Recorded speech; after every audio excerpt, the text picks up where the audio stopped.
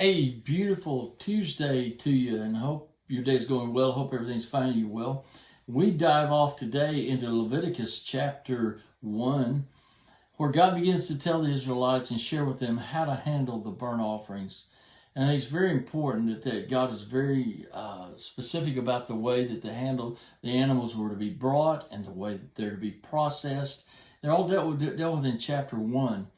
The big thing I see is at the very first that God says it is to be an unblemished animal. I almost chuckled when I first read this, and I've read it throughout my life in Bible study groups and in Sunday school. But could you just imagine that God even had to say it has to be an unblemished male?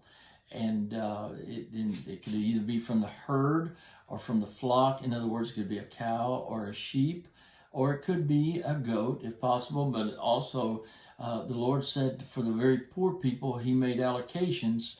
And I thought it's very interesting that He made this allocation. It could be a pair of young turtle doves, it could be a bird offering, or it could be pigeons. But it was used, and God used these for the burnt offerings. Now, it's important to notice that this was not just an optional offering; it was required of the Israelites, and so they were to bring it. But as they brought it, I just kind of laughed in my mind. If you put yourself in the setting of the Bible, I just begin. Can you imagine somebody? Why did God have to bring this and put this there? Could you imagine somebody coming up to the tabernacle and say, "Hey, guys, I got one for you," and he's missing a leg or he's hobbling up there. You might say, "Hey, I brought one for you today. I got you an animal. You might ought to sacrifice him today because he might die tonight."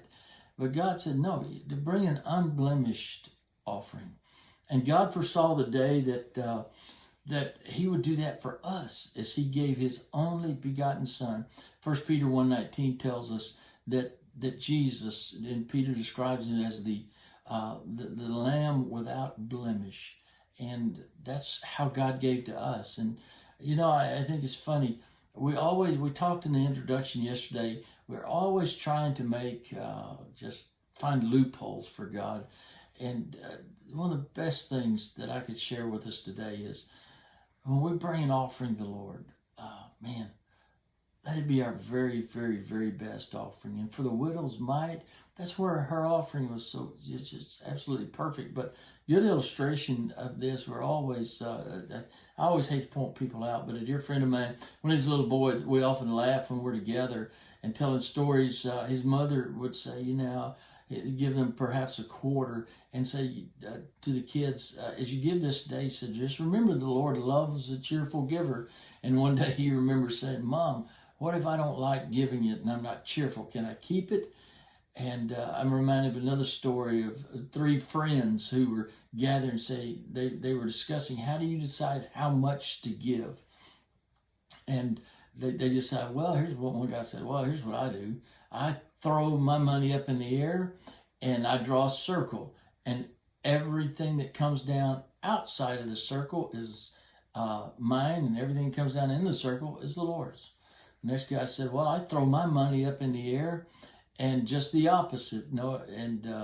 Everything that comes down inside the circle is mine, and outside the circle is the Lord. Finally, the third guy said, well, here's what I do.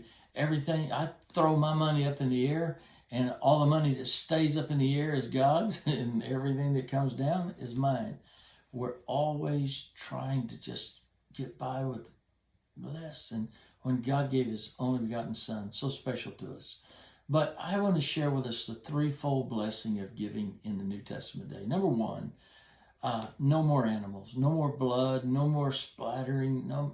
The Old Testament sacrificial system was messy, but Christ took care of all of that. When we look at the book of Hebrews, He was the one sacrifice for all men, for all time, for those who would believe. So blessing number one, we don't have to do it that way anymore. I think blessing number two that we find is that when we give, it shows where our heart is. Matthew chapter 6 verse 19 tells us that where your heart is, that's where your treasure will be. And then finally, it gives us a way to express to God how much we love Him. that He's our highest priority. So instead of chinching on God or, oh, do I have to give? How much do I have to give? Do I have to give a tenth? I would just say this: sometimes when we're struggling in life and things aren't going well spiritually or financially, sometimes, not all the time, but sometimes it's good to just stop and take a look. What are our giving habits? Are we giving our very best? Are we bringing our very best to the Lord? So I want to leave us today. What a great privilege it is to be offered to give something that's going to last forever for a kingdom that is going to last forever. What a privilege God has given to us.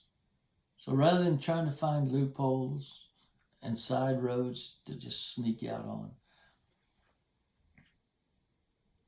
understand, just as God said in the book of Leviticus, these offerings are holy unto the Lord. You're not given to the church. You're not given to pay the preacher. You're giving unto the Lord as a gift of thankfulness to all He's done. Sound good? Hope you have a great week. Hope you have a great day today.